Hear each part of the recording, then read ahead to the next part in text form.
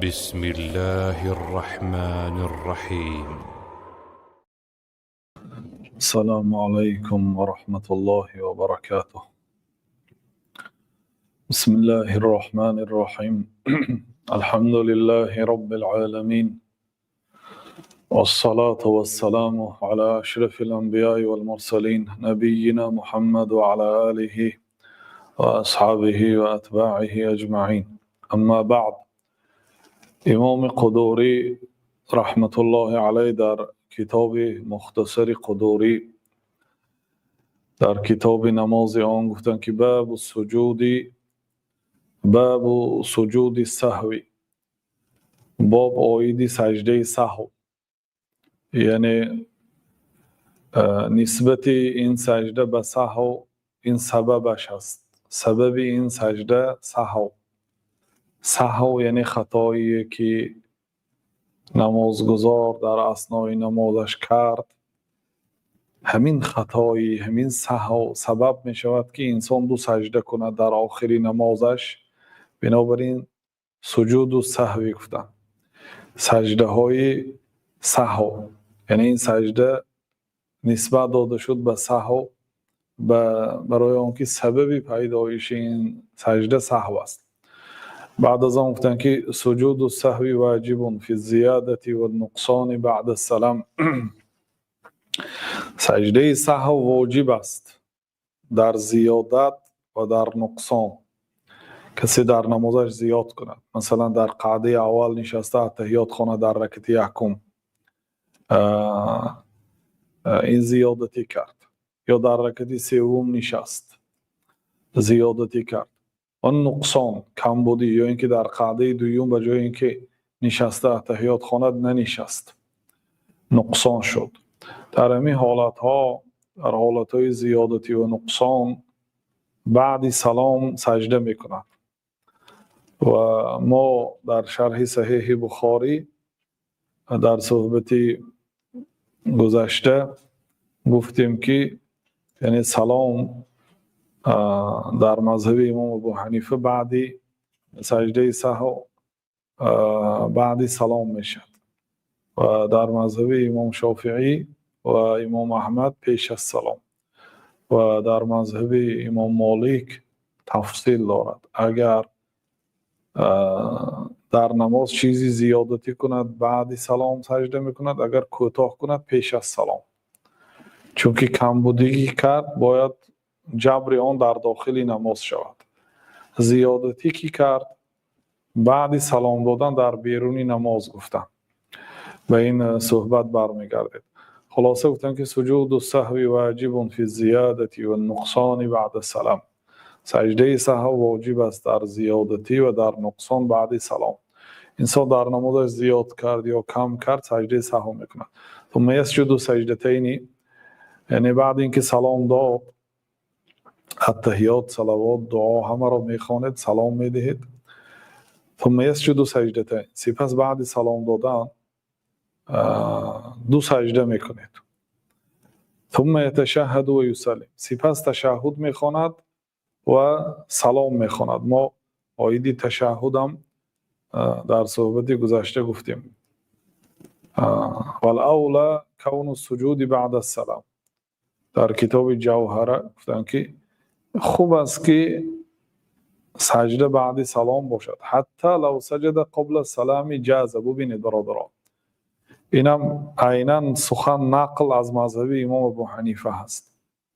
اگرچه مثلا مذهب شافعی هست، ولی گفتن که حتی لو سجد قبل السلام جاز. اگر رفت و پیش از سلام سجده کند، هم طبق مذهب شافعی و تفصیلی که در نزد مذهب مالک است، جایز است. گفتن سخنی مذهب است. الا ان الاول اولا، فقط که اگر بعد سلام سجده کند این بهتر است. گفتن خب ثم يسجد سجدتين ثم يتشهد و یسلم. بعد اینکه دو سجده کرد التحیات میخواند و سلام میدهد. ونقل عن الهداية أن الصحيح أن يأتي بتسلیمتین. بعض علما نقل کردن از کتاب هدایه از آن مرغیلانی، در کتاب ها و عرب ها مرغینانی میگد، ولیکن ما شاهد هستیم که مردم خودی مرغیلان و مردم اطراف فرغانه مرغیلان میگن با لام، اما در کتاب ها مرغینان گفته میشد. برای این وقتی که بعضی آدمایی که مرغیلان شنیدگی هست با ایراد نگیرد که مرغینان گفته. آنهایی که در کتاب فقط شنیدگی هستن مرغینان گفته، مرغیلان گفت، اونا ایراد میگیرن که مرغیلان را مرغینان گفت یا مرغینان را مرغیلان گفت. هر دوشان وارد است. خلاصه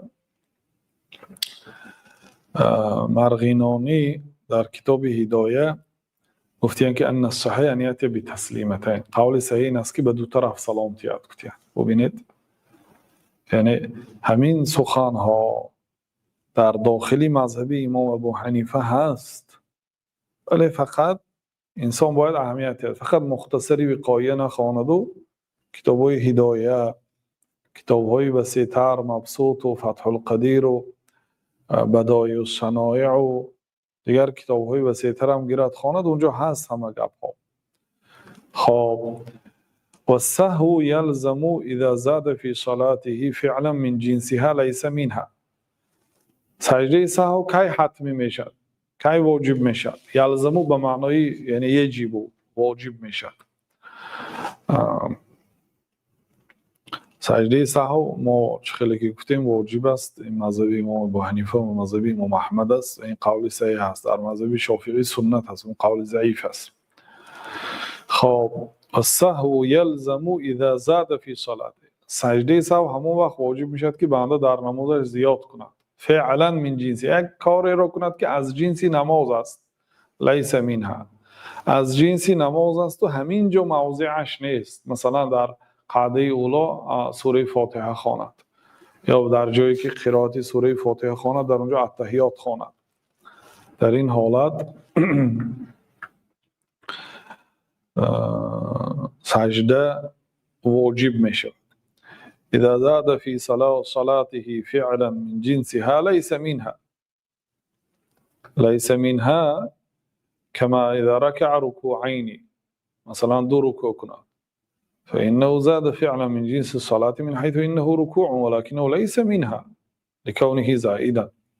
یعنی یک کاری کرد که رکوع جنسی نماز است، لیکن در یک رکعت دو رکوع نیست. دو رکوع کرد، مثلا سمع الله لمن حمده ربنا لك الحمد گفت، الله اکبر گفت، با رکوع رفت، مثلا دو رکوع کرد. در این حالت سجده سهو واجب میشد. او ترک فعلا مسنونا، یا اینکه یک کاری سنت را ترک کرد گفتند، ولی این سنت را شارح ها خیلی که در کتاب لباب آمده است مانند قعده اولا تفسیر کردند. مقصد از سنت، اصلا ترک سنت سجده سهو را واجب نمی کند، لیکن مراد امام از کلمه مسنون گفتن قعده اولا ترک کند، یعنی در نماز 4 رکعته در دوم رکعت ننشسته، رکعت سوم خیزد قعده را ننشسته مثلا. او قام فی موضع القعود، خیزد در جایی که باید می نشست، یعنی چه خیلی گفتیم. او ترک سجده تلاوت عن موضعها، یا اینکه سجده تلاوت را از جای خودش ترک کند گفتن، یا اینکه او تکبیرات العیدین، یا تکبیرات عیدین ترک کند گفته. در زیر کلمه مسنون همین چیزا را آوردن که این چیزا در دیگر مذهب واجب است. او ترک فعلا مسنونا، او ترک قرائت فاتحه الکتاب، یا اینکه قرائت فاتحه را ترک کند. قرائت فاتحه را ترک کند در مذهب امام ابو حنیفه رحمت الله علیه بله سجده سهو می‌شود، در دیگر مذهب‌ها نه، برای اینکه اون رکعت به باطل میشه، یا رکعت نو باید پیدا کند. و وقتی که کتاب‌های مذهب حنفی را میخوانید، و این کتاب فتح باب العنایه شرح کتاب نقایه هست از آن ملا علی قاری، کتاب ملا علی قاری مملو هست از امام مالک و از امام شافعی و از امام احمد و از دیگرها نقل میکنند. صاحب کتاب حنفی هست، شرح کتاب حنفی دارد ولی از دیگرها نقل میکند. مقصد این خیلی متعصبی بند شدن در کار که کتاب حنفی شرح میدهی و نقل را از دیگر مذهب ها میخوان. آخر در داخلی خودی کتاب های مذهب همین سخنا هست برادران. او ترک قرائت فاتحه الکتاب، اگر قرائت فاتحه کتاب را کنه در مذهب امام ابو حنیفه سجده میکنه، در دیگر مذهب ها همون رکعت الغا میکند، یعنی رکعت باطل حساب میکند. مثلا 2 رکعت نماز بامداد بود، در یکم رکعت سوره فاتحه نخواند، مثلا یکی بیند که آیت الکرسی خوانده است به جای سوره فاتحه و بعد آیت الکرسی ضم سوره کرده است مثلا، بعد رکعت دوم وقتی که خیس فهمید که در رکعت یکم سوره فاتحه نخوانده است، همین رکعت دوم برای خودش رکعت یکم حساب میکند. نماز میخواند یا حرکت گشته میخیزد، ظاهرا سیوم رکعت است لیکن اصلا این دوم رکعت است چون که رکعت یکم بیکار کرد و در آخر سجده سهو میکند برای زیادتی، برای اون که بعضی کارهای زیادتی کرد. خب اویل قنوت در مذهب امام ابو حنیفه واجب است، بنابراین اگر ترک کند باید سجده سهو کند. در دیگر مذهب‌ها سنت است، اگر ترک کند چیزی واجب نیست. اوی تشهد، بله تشهد حتمی هست، اگر تشهد که ترک کرد سجده سهو میکنه. او تکبیرات العیدین، یا تکبیرهای 2 نماز عید، نماز عید فطر، عید قربان، تکبیرها دارد، الله اکبر الله اکبر الله اکبر، این تکبیرات را ترک کند. تکبیرات عیدین نه تکبیر احرام، سجده سهو. او جهر الامام فيما يخافته، یا اینکه امام جهریه خواند در نمازی که باید خفیه میخواند، در نماز پیشین قرائت کند الحمدلله رب العالمین الرحمن الرحیم، پر نماز اگر یک آیت 2 آیت خواند هیچ گپ نه، لیکن اگر پر سوره فاتحه مثلا خواند. او خافت فیما یجهر، یا اینکه پنهانی خواند در آن نمازی که باید جهریه میخواند، در نماز شام مانند نماز پیشین خفیه خواند مثلا، در این حالت ها برای او سجده سهو واجب میشد. بله چند زن قبول میکنیم بعد با دوامش میخوانیم ان شاء الله. محمد بفرمایید. السلام علیکم و رحمت الله و برکاته. و علیکم السلام و رحمت الله و برکاته. حضرت خوبین ان شاء الله، اهل بیت مسعود. الحمدلله. اگر اجازت میشید یک سوال خارج از موضوع سجده سهو میدادم. بفرمایید. خب درباره تجارت هست، درباره تقسیط. مثال ما در خارج از وطن هستیم، برادرای هستن که در همینجا مشکلی میکشن در تجارتشون. ما هم الحمدلله طالبی هستیم، لیکن در جواب این خیلی مشکلی کردیم که یعنی جوابش یافته نتونستیم، به خاطر انتظار بودیم از دینا که یک بار دیگر در همین بحث مباشر شما بودیم جوابی همین سوال گیریم. مثال در این شهر خارج برادرها از تاجیکستان میبیان پیش تاجرای ماشین تجارت میکردگی، برای کار و فعالیتشون از همین برادرها ماشین تقسیط میگیرن، یعنی رسروچکا به زبان همین روسی میگن. انا در مدتی 5 ماه میگیرن، نرخ معین میکنن پیش از دگوار کردن. خلاص 5 ماه 4 ماه میشوه این برادر، یعنی بگیم 5 ماه میشه پول نمیتیه، پول بر نمیگردونه، یعنی در وقتی دگوار پول تمام نمیکنه پرداخشه. بعد از همین یعنی که همین عهد انسانی که ماشین گرفته است اون انسان یعنی عهد پیمان نمیکنه، در حالش نمیسپاره. همین حالت چیکار کردن در کار که انا همون صاحب ماشین چیز نبینه، یعنی که ضرر نبینه تاجر. خب بسم الله الرحمن الرحیم. الله تعالی میگوید که یا ایها الذین آمنوا اوفوا بالعقود، ای آنهایی که ایمان آوردید به عقدها وفا کنید. این امر الله تعالی هست در سوره مائده آیه 1. اوفوا بالعقود، به عقدها وفا کنید. عقد خواه عقد تجارت است، خواه عقد اجاره هست، خواه عقد نکاح هست، هر یک عقدی که بسته شد، شرطنامه‌ای که بسته شد، به آن الله تعالی امر میکند که وفا کنید و این حتمی هست، واجب است. کسی که به عقد وفا نمیکنه او گناهکار میشه. در صحیح بخاری و مسلم ثابت است که جناب رسول الله صلی الله علیه و سلم گفتند که المسلمون علی شروطهم، مسلمان ها وظیفه دار هستند که طبق شرط هایی که گذاشتند عمل نمایند، یعنی به شرط وفا کنند. الا شرطا احل حراما او حرم حلالا، مگر اون شرطی که حلال را حرام کرده است یا حرام را حلال کرده است با اون شرط ها وفا نکنند. اما شرطی درست باشد باید وفا کنند، این حتمی هست. مادامی که وفا نکرد خاطر رسان میکنید، نصیحت میکنید، وعظ میکنید. مادامی که اگر این هم نکرد بعد میتونید به محکمه شکایت کنید تا اینکه حق خودتان را رویانید. الله تعالی اعلم. استاد عذر یک بار دیگر فهمونم سوالا. بله ماشاءالله جواب درست انشاءالله. لیکن حالت این خیلی میشوه که اول میبیان برادرها خیلی محتاج هستن، مثال اون برادرها هم کمک میکنن میتین مرور، یعنی مثال یک ماشین $10,000 مثال مصلحت میکنن، $5,000 ش میتین و $5,000 دیگهش میمونه مثال 1 سال договор کردگان، 1 سال میشوه 5,000 دیگر را نمیتین، 5,000 دیگر نمیتین، اما امکانیت دارن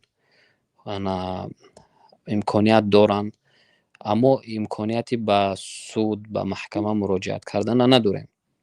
به خاطر چی؟ به خاطر اگر که قانونا در اینجا مثال عهد کنی کمتر، مثال برای همون انسانی محتاجی که برای ماشین میگیره برای وقت قیمتتر میغلطه، برای وای نالوگ میسپوره و میسپوره قیمتتر میغلطه. به همون خاطر انا همه امکانیت داره اما نمیسپوره، میگه که ما زورم نرسید اینا مثال ماشین تا میگردونم، انا همین 5 سال چقدر که گشتگی باشم هوای ارنده برین حساب کن. از روی که ما میدونیم در یک عهد 2 تا عهد کردن نمیشه، یعنی عقد کردن نمیشه. والله اعلم. امیر شما چی میگن همین حالت دوا انسان را چی خیل کنیم؟ یعنی در این حالت عقد اولیه بیکار میکنید. یعنی که من وضعیتم وزنین است، من الان پول آورده داده نمیتونم، گفته مال میبیارد، ماشین میبیارد، شما ماشین قبول میکنید، ماشین از آن شما هست برای آن روزایی که استفاده کرد. بله این یگان بین خودتون صلح میکنید. مادامی که داده نتونید الا اگر در شرطنامه چی نوشتگی باشه اما عقدی شرطنامه دیده میشد. بنابراین اصلا این مسئله هایی که بین دو کس شد مسئله های قضا هست. وقتی که پیامبر صلی الله علیه و سلم به حضرت علی گفتن که تا اگر طرف دوم را گوش نکنی و سوال جواب نده در این حالت تو قاضی میشوی گفتن. یعنی قاضی آن آدمی که بین دو طایفه یا دو گروه یا دو نفر حکم میکند و قاضی حق ندارد که طرف یکم را شنیده فتوا دهد. بنابراین این مسئله ها که مسئله قضا هست بهترش که به نزد مثال یک قاضی، یعنی بگذار قاضی رسمی نباشدم یک علمدار، هر دو نفر میریتان طبق شریعت حکم کند. و برای قاضی، برای عالم جایز نیست که یک طرف گوش کرده ایستاده فتوا دهد. اگرچه ظاهرا راست گویدم، اگرچه این بین صحابه ها میشد، پیامبر صلی الله علیه و سلم طرف دوم گوش کنید تا گفتن، حالا که آنها راستگوی هستند. بنابراین مسئله های قضا بهترش که به نزد اهل علم هر دو تا میرید در پیش، یعنی اهل علم در همون مجلس حل میکنید. حاجت به شاهد داشته باشه شاهدها رو فریاد میکند. خلاصه مسئله رو دیده بین شما حکم میکنم. ما وقتی که بعضی برادرها همین خیلی مشکلی های ماشیناشون بود به نزد بعضی قاضی ها میرفتیم همچون ترجمان، قاضی میگفت که طرف دوم رو بیار، گوش نمیکرد و این منهجی درست است. بنابراین همین خیال کنید برادر. جزاکم الله خیرا، بارک الله فیکم. الله موفق کنه شما را برای سلام حزب علیکم. قرآن. السلام علیکم و رحمت الله. سلام. بله برادر سبحان جان. السلام علیکم و رحمت الله و برکاته. و علیکم السلام و رحمت الله و برکاته. استاد جان شما ساز نه سلامتی ها خوب؟ الحمدلله. استاد جان یک چیز پرسم برای همین سجده سهو. ما در نماز اگر خطا کنیم اتحیات میخونیم و یک طرف سلام میتیم با به سجده میریم و خسته اتحیات صلوات اللهم اغفر میخونیم و سلام میتیم. این هم درست است؟ به یک طرف سلام دادن در مذهب امام ابو حنیفه فقط برای امام هست، اما برای مقتدی دو طرف سلام میتید و مسئله خودی چی هم یعنی امام هم به دو طرف سلام دهد اجازت هست. در کتابو میگن که الاصح انه یسلم تسلیمتین. مولا علی قاری میگن که و فی الهدایه اینچنین در کتاب هدایه آمده است که نقل از هدایه کرده. هدایه معتمدترین کتابی مذهبی حنفی است و این کتاب مولا علی قاری هست. میگن که الاصح انه یسلم تسلیمتین. قولی صحیح این است که به دو طرف سلام میتید، تسلیمتین، دو سلام میتید و هو اختیار شمس الائمه. یعنی این اختیار شمس الائمه و صدر الاسلام و قول ابو یوسف و محمد، یعنی به دو طرف سلام دادن این اصل است.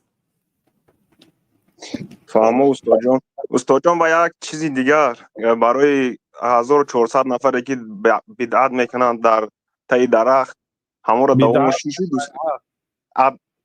عهد میکنند با پیغمبر همون دوامش چی میشه استاد جان؟ همون را نقل میکرده دوامش بعد خبر اونا عهد میتیان که ما تا چی جنگ میکنیم، یعنی تا مردن جنگ میکنیم، از میدان جنگ نمیگریزیم.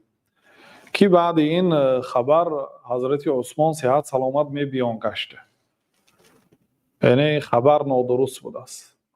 یعنی خبر آمد که حضرت عثمان رضی الله عنه را کشتن اونا. بعد مشرک ها می بیاد، خلاصه پیامبر صلی الله علیه و آله از اونها میگن که ما میداریم عمره میکنیم، قربانی میکنیم، برمیگردیم که اونا راضی نمیشه. بعد صلح حدیبیه میگن همینه. ما یک جمعه داریم با نام صلح حدیبیه، همونا گیرید گوش کنید. همونجا بندها هست، یعنی شرطنامه صلح بین دو دولت میشد، بین دو کس میشد، بین دو شرکت میشد. مثلا صلح چی است؟ الله تعالی میگه که والصلح خیر، صلح خیر است. صلح یک آدم از حق خودش کمتر میفراید، یک آدم شاید کمتر میبراید یا میفراید، خلاصه صلح میکنه. مسلمان ها میخواهن عمره کنن، مکگی ها کافر ها میخواهن که عمره نکنن. بعد همینجا صلح میکنن که عمره میکنیتون در سال امسال نه، شرط یکم این که بازی برمیگردیتون. بنابراین پیامبر صلی الله علیه و سلم در همون زیر درخت مویهاشون تراشیدن، شترهاشون کشتند و از احرام برآمده برفتن، به قفا گشتن. و این صلح حدیبیه باعث شد که فتح مکه شود. اونا صلح شکستن. بعد من بعد صلح چندین بندها داشت. اونا در همون صحبت به تفصیل گوش میکنیم. مسئله تاریخی هست. بله. سلامت باشید استاد جان. در حق ما دعا کنید استاد جان. الله موفق کند. سلامت باشید. عبدالقادر. السلام علیکم و رحمت الله. علیکم السلام و رحمت الله و برکاته. استاد خوب هست شما؟ الحمدلله. استاد من یک چیز را گفتم پرسم، سجده سهو وقتی که ما فهمیدیم میگن اگر کم کنی در نماز یگان چی را کم کنی پیش نماز پیش سلام دادن سجده سهو میکنی. اگر زیاد کنی بعدی سلام دادن. همین درسته یا؟ بله بله. اگر در نماز دو رکعته در یکم رکعت اگر فراموش کنیم بشینیم، یکم رکعت بشینیم اتحیات بخونیم، بعد که باید میزنن یکم یک رکعت خوندیم میشه بخزیم با دوام تیم دیم رکعت. بله میخیزید دویم رکعت میخونید اتحیات صلوات دعا میخونید سلام میدهید بعد دو سجده میکنید. برای آنکه شما در نماز زیادتی کردید، در رکعت یکم اتحیات نشستید حالان که نمی نشستید، چیزی اضافه که کردید بعد سلام سجده میکنید و سجده سهو میکنید. بله. در نماز فرض اگر سوره فاتحه را بخونیم بعد سوره فاتحه فراموش کنیم اگر سوره زم نکنیم و سجده بریم، این وقت هم سجده سهو میکنیم. قول صحیح در این مسئله بر ضمن سوره سجده سهو نمیکنید، نمازتان درست است. یک سوال دیگه، ما در همین یک کلاس کار میکنیم در اینجا چی گوشت خوک هم هست الکگور هم هست، همه را جمع کردن درسته مودا؟ برداشتن جمع کردن ته کردن نه درست نیست. الله تعالی میگه که ولا تعاونوا علی الاثم والعدوان، بر گناه و دشمنی یاری نکنید. یعنی شما با عرق نوش ها و خوکخور ها یاردم میکنید، شما با گناه آنها شریک هستید. این قول صحیح است. ولی بعضی علما سبک گرفته در دیار کفر باشی اجازت است گفتن، ولی ما این سخن در پیش الله تعالی جواب گفته نمیتونیم. بعد روز قیامت مثلا آدمی که پرسیدید میگه که همین آدم پرسیدن همین آدم حلال گفت، یعنی به همین بعد همین مسئولیت ما برداشت کرده نمیتونیم. اصلا حرام کرده الله تعالی در تمام روی دنیا حرام است. بله. رحمت کنم الله جزا خیر نصیب کنه. بله برادر و چوپان. رحمت الله. علیکم السلام و رحمت الله. استاد همین یک 2 سال پیش مقصد ما مایده تر بودیم، 16 ساله بودیم، حاضر الحمدلله 18 ساله هستیم. ما پیش مقصد یگان چی از مگزین ها میدوزیدیم یا که یگان چی میخوردیم پولش نمیدادیم میگریختیم. همین چی خیلی حاضر مقصد آدم رو دیگه نمیویم چی خیلی ویرای چی کنیم ده برگردونیم. همون مقداری دزدی که کرده تقریبا حساب میکنید.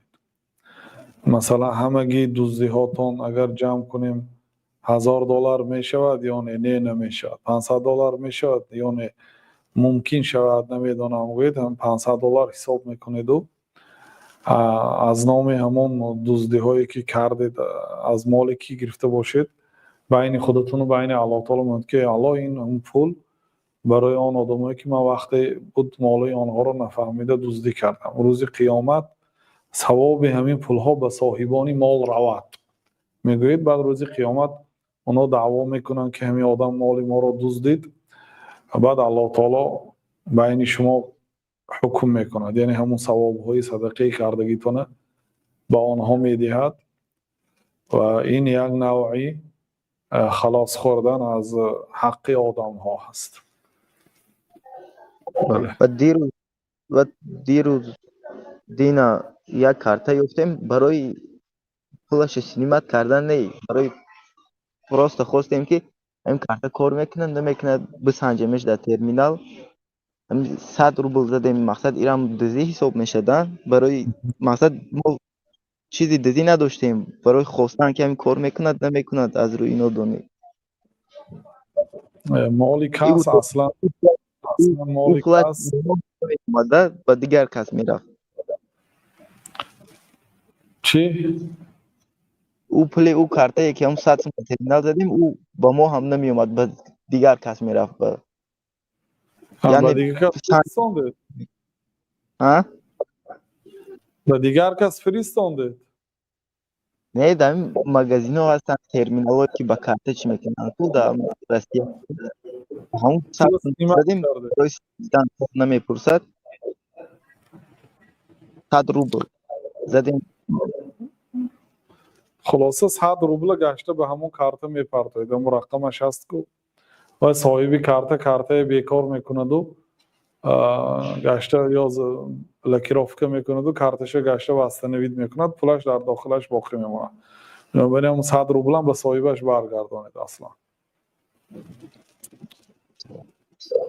خب یک سوال دیگه استاد میخوایم که مثلا برویم خیلی مدرسه های هستن که میشنویم که سپانسرشون کافیره هم صد عقیده تا بیزید میکنن در تفسیر که ما توصیه میکنیم اگر عمیق باشد بله نمیرید اونجا مادامی که مدرسه ساختیان با مقصد فساد کردن اعتقاد مسلمان ها یا یک کادرهای منافق مانند یا کادرهای دشمنای اسلام تربیه میکردگی مدرسه باشد ولی نمیخواند اونجا با همین مقصد ساخته باشد مثلا میتوند دشمنای اسلام یک مدرسه اسلامی سازد با اونجا یک آدم های علمدار آورده ماند لیکن با مقصد فساد اعتقاد مردم یک کادر آماده کند که آینده حالا اگر بعضی علما میگن که من تتبع رخص العلماء فقط تزندق کسی که رخصت های علما را پیگیری کند او زندیق میشد رخصت های علما این است که مثلا یک کتاب میخوانید میگوید که موسیقی حلال است از بین کتاب های مسلمان ها ابن حزم ظاهری موسیقی حلال گفتند مثلا یا بعضی علمای مالکی ها گوشت سگ حلال گفتند خورده نشه یا بعضی علمای حنفی ها وینای خرمای حلال گفتند یا بعضی عالما سحر با سحر کشیدن اجازت گفتند یعنی به نزد سحرگر و جادوگر رفتن برای کشیدن سحر اجازت این گپا خطا هست یا بعضی روایت ها هست از بعضی بزرگان که نکاح متعه را حلال می گفتند یا از ابن عباس ثابت است که ریبا الفضل را ریبا حساب نمی کردند ریبا الفضل یعنی نوع ریبا هست 100 روبل می دهید و 110 میگیرید یا اینکه 500 سامان میدهید برای معایده کرده دادگیش و 490 سامان میدهید 500 سامان به 490 سامان میدهید یا اینکه مثلا 10 سامان میدهید به جای همین 10 سامان تنگه میخرید 9 سامان و 50 درهم تنگه میدهید مثلا این ریبا هست بله شما دست دست این ریبای نسیه نیست حاضر 10 داده حاضر 9.5 گرفتید که این ریبا هست این مثل هم مثل باید شود بود این ریبا هست این ریبا خوری هست این همون هر چیزی که آیه ریبا هست این هم در بر میگیرد این حرام است بعضی علما اجازه همین خیلی کارهای حرامی که بعضی علما رخصت دادند و خطا هست هر یک عالم خطا میکنه خطاگی های علما اگر یک کتاب جمع کنید و به همین فتوا دید یک کتابی فسق و فجور میشد یعنی هر کاری که این مردم گناهی که کرده گشتن به همش یک روایت یافته میتید یعنی همین خیلی دامله ها تیار کردن ممکن یک مدرسه کرده فقط عقیده های باطلی که دشمنای اسلام و مسلمان ها تحمیل کردن اما عقیده های تعلیمی ده این البته این مدرسه برای مسلمان ها ضرر میبیارد این در این حالت نمیخواند برای همین از اهل علم از آنهایی که به علم و امانتشان باوریتان هست از آنها پیش از داخل شدن به یک مدرسه و یک دانشگاه اول میپرسید بعضی کشورها بعدی پاشخوری یک برادر همین هست مدرسه خوندگی هست ابن تیمیه اینها رو بد میبیند هر چیزی بد میگوید حتی قرات هم میکند اینکه مثلا شما رو بگوید که اون به مذهب است چی است اون رو گوش نکنید عقیده های خیلی بیزیب دارد یا اینکه میگوید کسی میگوید الله در عرش است کافر میشود الله مکان ندارد همین گونه چیزهای چی میکند مسجد امامتی میکند در مسجد روسیه الله هدایت کنه. خب بله برادر محمد. ассалому алайкум ва раҳматуллоҳи ва баракатуҳ. устод علیکم السلام. устод ҷон, як чанд саволо доштем дар бораи саҷдаи саҳв. устод ҷон, ҳамин ки масалан баъзан вақт саҷда мекунем, фаромӯш мекунем ки як саҷда кардем ё ду саҷда. ҳамин дар ҳамин ҳолат чӣ кор бояд кунем? وقتی که نمیدونید که یک سجده کردید یا دو سجده کردید انیق رو میگیرید، یعنی انیقش یک سجده کردید، سجده دوم شک است، شک ترک میکنید و در آخر نماز اگر عینی در وقت سجده بود، حالی مثلا سجده کردید خستید، نمیدونید که از سجده دوم خستید یا از سجده یکم خستید، سجده یک حساب میکنید و با یک سجده میکنید، ولی در آخر نماز سجده سهو میکنید برای آنکه احتمال است که شما سه سجده کردید. بله устод ҷон, баъд як саволи устод, ҳамин хай кӯдак будем ё шудем, песи бобонам, пеш бобонам дарс мегирифтем. Як дуоро нишонам медоданд ки гӯё ки дуои кадом парранда ё гунҷишкак бошад, ё ҳу ё ман ҳу ё малесалаҳу асъалука ан яғфири ва тарҳамни бирахматика ё арҳамар раҳимин. ҳамин устод ҳамин дуо ҳаст, ҳамин хеле он маъне дорад? خیلی دعا نیست. خواهیده همین خیلی است که برادر وقتی که کسی یگان دعا رو تعلیم میدهد شما پرسان شوید یا جستجو کنید که همین دعا آیا از پیامبر صلی الله علیه وسلم وارد شده است یا نه. مادامی که وارد نشده است، دعا بهترین دعا دعایی که در قرآن و در سنت وارد شده است.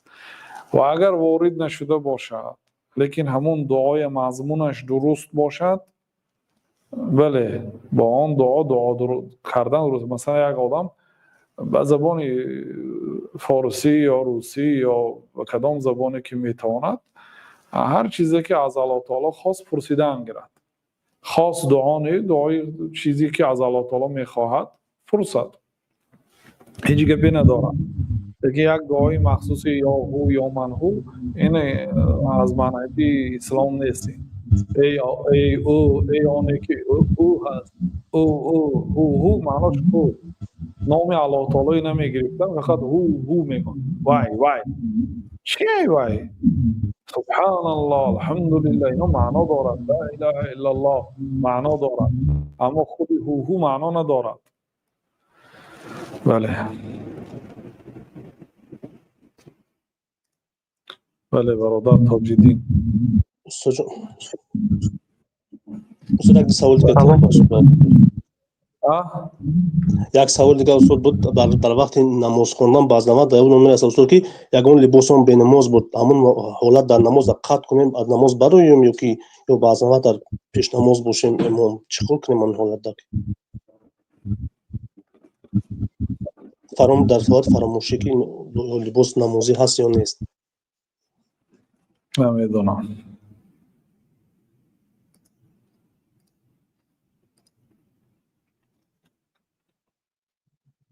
سلام علیکم. تاج‌الدین بله اون سوال برادری پیشینه بعد جواب میدیم. بله حضرت یک سوال داریم، ما در امیر راستی قرار داریم. خیلی وقت شد حضرت هایی که توجیکایی که برادرای توجیکی که در افغانستان قرار دارن، دو ملاها همه امری معروف میکنن، ما تماشا میکردیم. بعد در یک اشخانه تماشا داشتیم، یک گروه دیگه پیدا شده اونجا، توجیکای خودمون گفتن که اینها را تماشا نکنین، خطا میگوین. در همین مسئله میخواستم بفهمم که فکر شما چی، تهمت به این خیلی شخصا گناهش چی خیلی است. بعد وایها با ما یک سیلکه دادن که اینا بلاگرهای توجیک هستن که همینها را میگن که یا خطاکارن و افیر میکنن، همی بچه ها را میفهمن که دایی وایو نرین یا خطا میگن یا ما خودمان داملو داریم در تاجیکستان با وایو مراجعت کنین. اما سوالای خودمون رو دادن نمیتونیم به وایو برای که وایو افیر ندارن. سوالی من چون است که تهمت به همین خیلی شخصا چی وای دارد و از راهی اگر درست باشد از همین راهی درست برگرداندن گویا که وایو دروغ میگن. همین خیلی سوال. اون اکنون دیده میشده در افغانستان هم خیلی فرقه های و گروه های و مذهب ها زیاد است و کی را گفته است چی را گفته است. خلاصه شرط نه که فقط تاجیک گوش کنید. هر عالمی که طبق قرآن و سنت منبع علمش از قرآن و سنت باشد، از هوا گپ نزند، عقیده درست داشته باشد، علم داشته باشد، امانت داشته باشد، گوش کردن میگیرید. این خیلی گپ نیست که فقط باید از ملت تاجیک یا از ملت عرب یا از ملت روس علم گیری. مطلق این خیلی گپ گفته نمیشه. آدمی که علم دارد از او علم گرفته. تهمت در حق یگان کس درست نیست، در حق کافر هم درست نیست. تهمت میگوید اگر در نظر شما تهمت باشد این دیگر گپ است، لیکن عمومی کلمه تهمت یعنی یک گناهی که آدم نکرده است همون برگردن یک آدم بستن، این نامش تهمت میگوید. همین کار نکرده است، همین کار کرد گوید تهمت میشه. این تهمت در حق کافر هم ممکن نیست. بنابراین برادرها نگاه کنید، هر یک آدم عامی الله تعالی برای وی عقل داده است. یعنی میبیند اهل علم را از کی علم میگیرد اینو جدا کرده میتوند. آدم عامی به هر حال میسنجید، میبینید از یگان اهل علمی که در نزدیکیاتون است میپرسید. نمیخواه حضور رحمت вайҳо ба фикри ман иҷабу чанд бачаҳо ҳастанд мефаҳманд кам аз ислом бохабаранд. вайҳо кам сахтгирӣ мекунанд аз мардуми худмон. ба ҳамин хотир ман фикр мекунам. ҳазор раҳмат. саволимда ҷавоб гирифт. سلامت باشید. بله برادر امیرعلی است.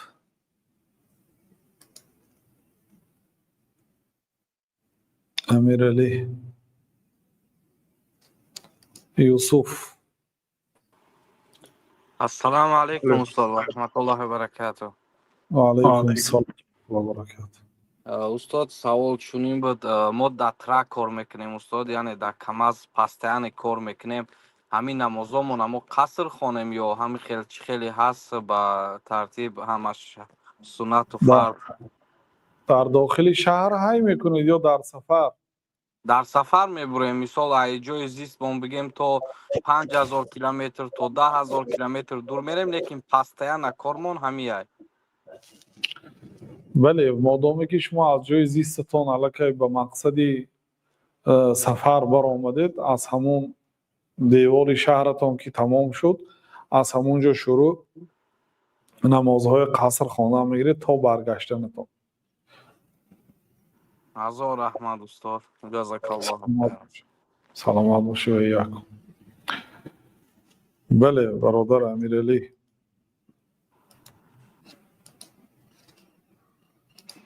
گپ زنید. امیدوارم خوب هستی استاد. دو سوال داشتیم. بفرمایید. سوال یکم این است که یک جیانمون یک وقت نام مونده بودیم ما اوسیا، به مقصدی مثال زن پیران بود، مثال مال ملکش ترک کرده بود. بعد فهمیدیم که اوسیا این روسیه بشده است. هم خیلی از ملا گفت که مثال روسیه میشه، میخواستیم در همین مثال چی کنیم که هم نام ما ایواز کنیم یا که بسته. آسیا چی بوده است؟ روسی بوده است میگویید؟ نه روز یا آدم گفت این آسیا به زبان عربیه این روسیه میشه و گفت مثال بعد اگر آسیا نامی درست است، یکی از 4 زنهای بهترین. ایواز نکنیم نه. انا سوال دوم همین است که یک نیم سال پیش ما برادر قطع عهد بسته بودیم. مثال وای گفت که مرا مبلغ تیم تجارت میکشم در مسکو و من مبلغ دادم انا تجارت شد. مثال همین خبرت که در گوار که مضاربه است فایدهش دو تقسیم. تا حاضر مثال وای مرا یگان سوم فایده نداد است که وای ما زنگ میزنم میگه این خشود انا خشود یا دو بار خودم رفتم مثال در جای صاحب است دیگه کسا مونده. مثال من همین چی کنم برام همین را قطع کنم و مستوم ما بگیرم یا که انا میخواستم ای شما یا وایفا عقد مضاربه اصلا باید این خیلی از آدم مبلغ گذار پول از آدم کارگر کار فایده حالا ما اتفاقا طبق اتفاقی که کردن 50 به 50 40 به 60 90 به 10 چه خیلی که شرطنامه داشته باشه. ضرر اصلا باید بر ذمه مبلغ گذار باشد و نه به 50 به 50 که با وقتی پول گیرنده تاجرها 50 به 50 ضررش هم میگن یا ضررش عموما ذکر نمیکنن. وقتی که تا پول گرفتن گویا همین خیلی معلومات میتین که این سودا فقط فایده میبرد خلاص. بعد پول گرفتن بعد انا خیلی کارا بسیار میشد. بنابراین باید این چیزا عقد داشته باشد، یعنی یک کاتب نویسد، دو شاهد امضا کند، همین خیلی عقدی شرعی باشد. بعد یعنی میبینید و میخورید میگوید که برای چی معلومات نیست تا امروز، یعنی باید هر ماه اچات تیاد که همین قدر سودا کردیم، همین قدر فایده شد، همین قدر سودا نشد. مثلا اگر همین خیلی سرکشی کند بله اون با شرط ها وفا نکرد، همین بند ها باید در همون شرطنامه باشد. در صورتی فلان کار را نکردن سودا قطع میشد، عقد بسته میشد، مبلغی یعنی داده شده برگردانیده میشد. همین خیلی شرط ها، هر چیزی که در همون شرطنامه است به همون عمل میکنید. همین یکی کارهای خطای تاجرهای ما همین که در وقت مضاربه یا اینکه دادن پول فقط دهانی میدهند، انا بعد دو دوست از همدیگر جدا میشد، دشمن میشن، بعد بسیار کارهای ناخوب میکنن. بنابراین سبب اساسیش در ابتدا به شریعت عمل نکردن. بنابراین میتونید اون آدم وا خورید، با این خودتون حل کنید. مادامی که به وعده ها وفا نکرد، یعنی عقد که شکست، در این صورت میتونید مالتون رو برگردانید. این هم با مسئله قضا و برمیگرده. این باید تا طرفی دویم نباشد، گوش کرده نمیشد اصلش. بله. احمد استاد جان سلامت باشید. سلامت باشید. بله. خوش احمد. بله. متوکل. السلام علیکم و رحمت الله و برکاته. علیکم السلام و رحمت الله و برکاته. اخی عزیز خوب هستین ان شاء الله؟ الحمدلله. مسئله درس گفتم پرسم استاد. ان شاء الله زنده سلامت باشیم. روز سه شنبه شروع میکنیم، دوام میدیم ان شاء الله. ان شاء الله. موضوع خیلی عزیز شدم استاد. نه درس های تکرار کنید تا وظیفه های دادگی ما اجرا کنید تا ان شاء الله روز سه شنبه میکنیم. کمتر مشکل ها بود، امکان پیدا نشد برای درس. خب یک سوال خردکک بود استاد. فرمایید. یک برادر با همسرش جدا میشوند، این برادر همسرش طلاق رجعی میتیه، در همین همسرش در همین مدتی 3 حیض بگیم در همون بطنش کودک بوده است، همون کودک صدق میکنه. یک مولا گفته است که میتونه که همین زن شوهر بکنه الکای، به خاطر که صدق میکنه الکای نخواست بگیم همیش خیلی میشده باشه. اگر اون طلاق داده با رجعت کرده باشد، رجعت کرده باشد و زنی خودش شد گشته، یا اگر رجوع کردگی نیست ولو رجوع کردگی نیست و عیدش برآمده است، نه ولی در همون داخل عدت است، فقط یکی همون صدق کرده. در داخل عده شوهر میتوند زنش برگرداند. یعنی من از اون گفتم گشتم مقصد تو من زندگی میکنم گفت وای طلاق نمیشد، ولی طلاق میشد یک دانه، لیکن در نکاح این مرد باقی میماند. بدون طلاق باینی این آدم اون نمیتونه شوهر کند. اگر چند که کودک در بطن دارد صدق کرده باشه درست؟ کودک نقش بازی نمیکند. سقط خودش سقط کرده است یا که اسقاط کرده است. بگم ابورت کرده است. ابورت کرده باشه گناهکار شده است. مسئله ابورت با این نکاح طلاق دخل نداره درست؟ نه گناهکار میشه لیکن نکاح نیست، باقی میمونه. جزاک الله خیرا. بارک الله فیکم. سلامت باشید. بله خوش محمد.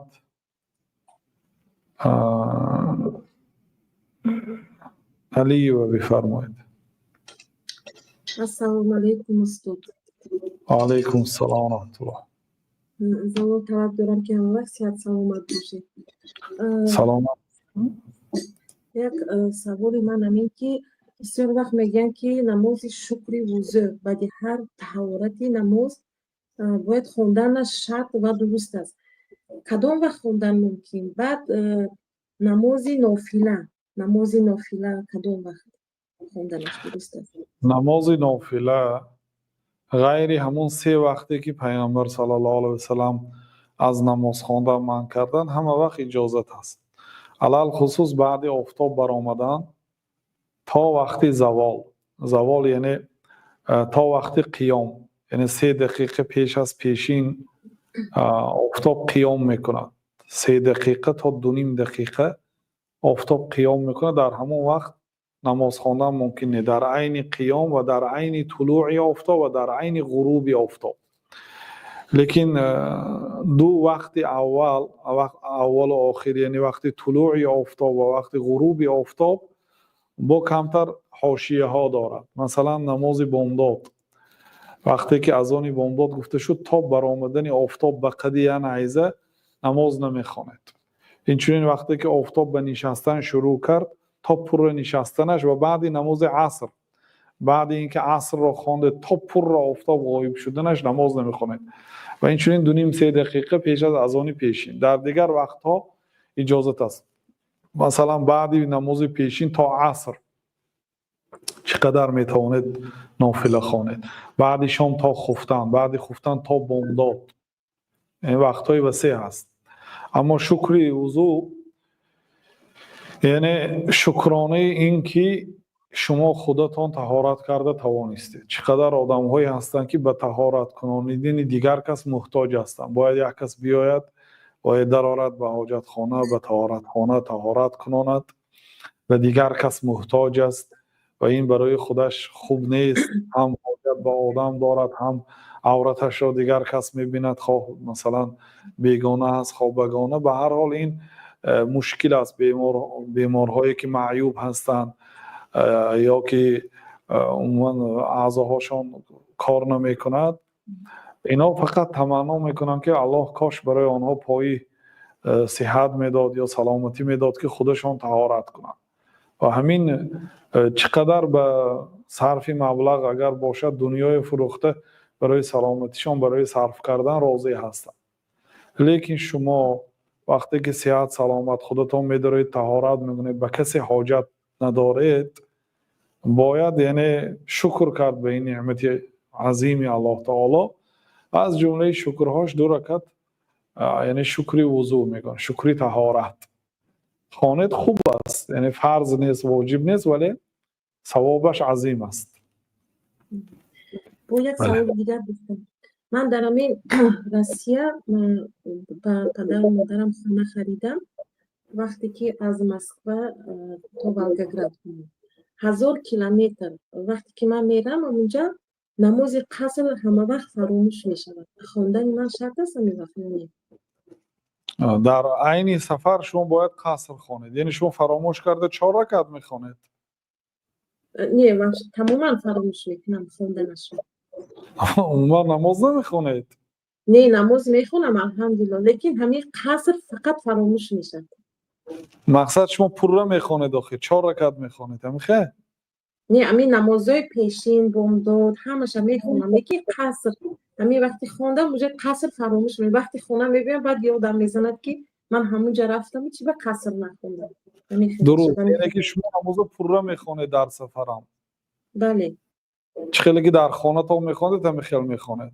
اگر فراموش شود هیچ گپ نه، لیکن مقصد وقتی که سفر رو برآمدید این رخصت الله تعالی هست و بعض علما میگن که کسی اگر قصدن یعنی 4 رکعت خواند گناهکار میشه، یعنی از هدیه الله تعالی روی گردانیده است گویا میگن.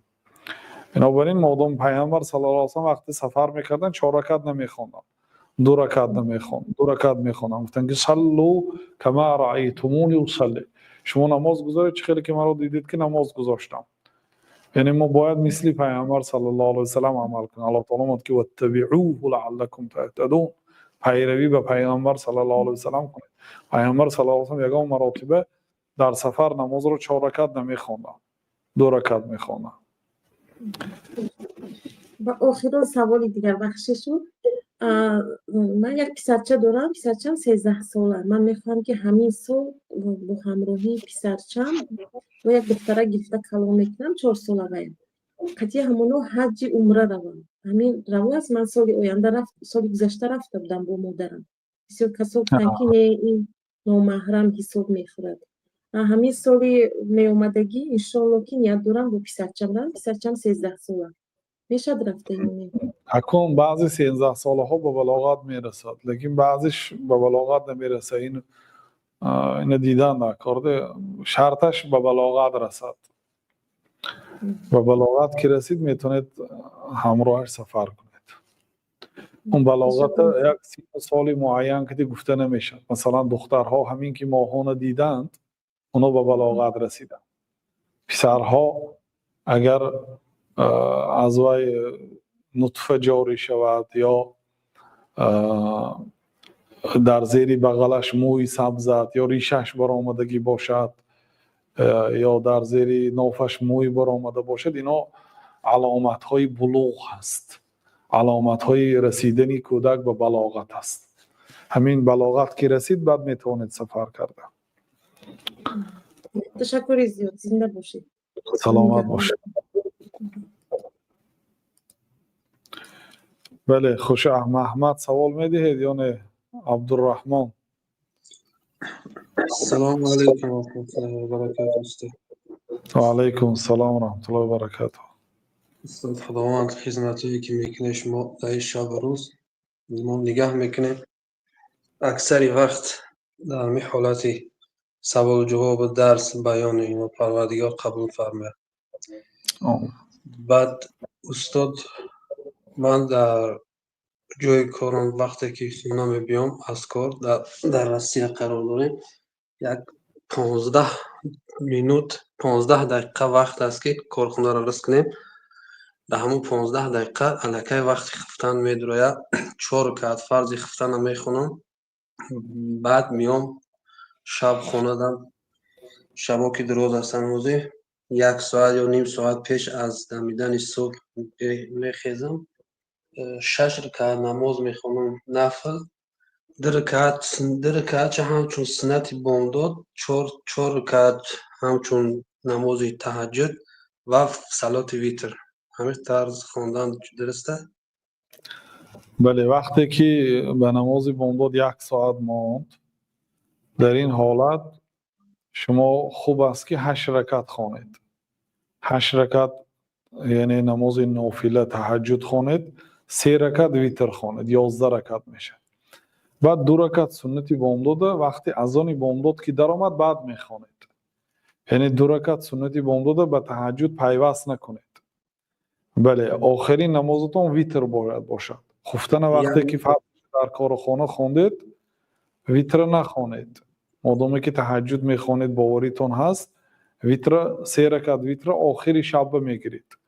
ویتر که خوانده سلام که دادید یعنی باید پیش از اذان بامداد باشد. اذان بامداد که در آمد دیگه نماز تهجد نیست، ویتر هم نمیخوانید دیگه. بعد اینکه اذان بامداد گفته شد یعنی وقت اذان که در آمد بعد 2 رکعت سنت میخوانید. بعد همینجا استاد اگر ویتر قضا کردیم قضایی داره رنگ نماز فرض ویتر هم قضا خونده میشه؟ بله کسی ویتر شبانه نخواند، خوابش برده ماند یا مشغول شد عموما نتوانست خوانده، بعد آفتاب برآمدن جفت خوانده میدهد. مثلا عادتتون ویتر 3 رکعت میخوانده باشید 4 رکعت خوانده میدید، یعنی 2 رکعت 4 رکعت. اگر عادتا 11 رکعت نماز میخوانده باشید شبانه، اگر پیامبر صلی الله علیه و سلم کسی نمازی شب داشته باشد و خواب را غلبه کند، بعد بامداد بعد آفتاب برآمدن اگر همون نمازها را خوانده دهد، الله تعالی ثوابی عیناً در شب خواندگی را میدهد. چون که معذور بود، خواب را غلبه کرد، خسته نتوانست، نیت داشت عادت داشت ولی نتوانست. این آدم 11 رکعت نه 12 رکعت میخواند، برای آنکه جفت میخواند در روز. اون در شب باید ویتر میخواند. قضاگیش فقط یک رکعت اضافه میکنید. فهمیدید؟ سلامت. سه رکعت بعد یعنی که نمازی در رکعت سنتی نمازی بامداده با نمازی تهجد یعنی ارارش نکنید. 8 رکعت تهجد علاهیده و در رکعت سنت جدایی علاهیده، یعنی که تهجد 8 ایده به معنای که مثلا ساعت ششی رسا اگر بامداد میدر آمده باشد، شما میتونید 5 و 55 ویتر خوانید. مثلا شدیده وقتی اینکه اذان گفته شد 6 و 1 دقیقه میتونید 2 رکعت سنت خوانید. یعنی پیوست ظاهرا گیرید پیوست تو، لیکن وقت رعایت کنید. در وقتی تهجد سنتی بامداد نخوانید تا اذان بامداد وقتش ندارد سنت خوانده نمیشه. سلامت باشید استاد جان. یک سوال دیگر، من همسرم یعنی که ابروها یعنی کم از موقع مقرری یعنی که زیادترن و من اجازت میپرسد که من کم کنم، من اجازت ندادم. گفتم من جایز نیست من این کارو کردم. بله. اگر قاش مثلا مابین دو قاشش و مو برآمده باشد، این مابین دو قاش باید یعنی که گشاد باشد. اصلا گشاد است، لیکن اگر همینجاش هم پر را باشد ولی اینجاش کندن ممکن است. یا اینکه در جاهای پیشانه هم برآمده باشد، یعنی از جای مقرری کلام باشد. واقعا یعنی هر یک کسی که بیند گفت که این قاشش غوثی بد بوده است مثلا گوید الله اعلم، لیکن اصلا قاش خودش چیندن ممکن نیست. اگر قاشش قاشی فاحش باشد، مثلا واقعا من تا همینجا هاش آمده باشد یا یعنی که در روش مو باشد یا ریش برآورده باشد زن، یعنی باید زنک ریش نداشته باشد، لیکن از زنک ریش داره و میتواند و از بین برد، یعنی از طبیعت اصلیش بیرون باشد. قاش مقرری نه، چیندن قاش گناهی است که پیامبر صلی الله علیه و سلم لعنت کردن و وقتی که لعنت کردن دلالت به کبیره بودنش میکنه. همون قاش چینک زنهای هم لعنت کردن، زنی که قاشش میچونه اوی هم لعنت کردن. معنای لعنت این است که از رحمت الله تعالی دور باز گفته دعای بد کردن. بله. همون قاش زیبا. یک پیشنهاد دیگه، اگر همو درس‌ها را گذاشتن یگان کمبودی مالیوی به همین سبب باشه، اگر امکان باشه ما دستگیری کنیم تا اینکه همین حلقه درسی ادامه بیاره. اگر که یگان چیزای حساب تکنیکی باشه، حساب ارند جا باشه، نه یگان مشکلی باشه، میتونیم مراجعت کنیم. استاد این باید که ما برای طلب علم ما را هم سهمگذار باشیم، ما را هم کوشش کنیم یاردن کنیم تا اینکه شما درس داده بتونید. استاد سلامت باشید. ماش استاد خداوند حفظتون کنه. خب بله برادر ادریس. السلام علیکم و رحمت الله و برکاته. استاد جان. علیکم السلام و رحمت الله و برکاته. استاد اگر 3 رکعت بخونی مثل آیات برای 4 رکعت سجده سهو خیلی توغر میشه و با نماز ای سر نماز خوندن رو کدام نمازه؟ مثل نماز پیشین اینه 3 رکعت خونده باشه یک فراموش کرده باشه 3 رکعت بخونی سلام بتی بخیزی نه، اگر 3 رکعت خونده باشید یا رکعت دیگه اضافه خونده میتید. مثلا 3 رکعت خوندید و سلام دادید، بعد به خاطرتون آمد 3 رکعت خوندید، یا رکعت دیگه میخونید، یا رکعت دیگه خونده بعد سجده سهو میکنید. سجده سهو همون اضافگی هایی که کردید اونهای از بین میبرد. مثلا صلوات خوندید، دعا خوندید، سلام دادید، از نماز برآمدید یک بار، این چیزا اضافگی بود، باید این کارای نمیکردید. شما مباشرتا برکتی 4 میخواستید، یعنی همین زیادتی های همون 2 سجده از بین میبرد، جبر میکنه. اگر پیشین 3 رکعت خونده باشید فقط سجده سهو کنید توغری نمیشه، اول یک رکعت دیگه میخونید 4 رسا میکنید بعد سجده سهو میکنید. استاد جان همیشه سجده سهو بله 2 رکعت مثال نست سلامتی دو طرف دو بر سجده میکنی با اثر تحیات میخونی همین رو رحمش میخونی با اثر با سلامتی این ما در صحیح بخاری گفتیم که اثر تحیات خوندن شرط نیست.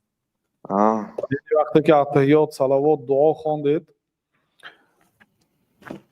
اگر کوتاه کرده باشید از نماز اول سجده سهو میکنید و بعد به دو طرف سلام میدید. اگر زیادکی کرده باشید مانند چه که گفتید اول سلام میدهید بعد سجده میکنید. بله.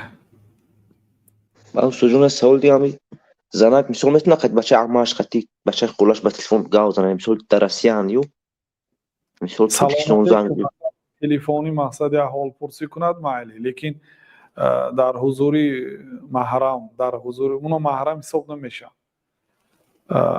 اونا محرم اونا که سلام علیک با دست سلامت کردن ممکن نیست، صحبت های خلوت گذراندن ممکن نیست.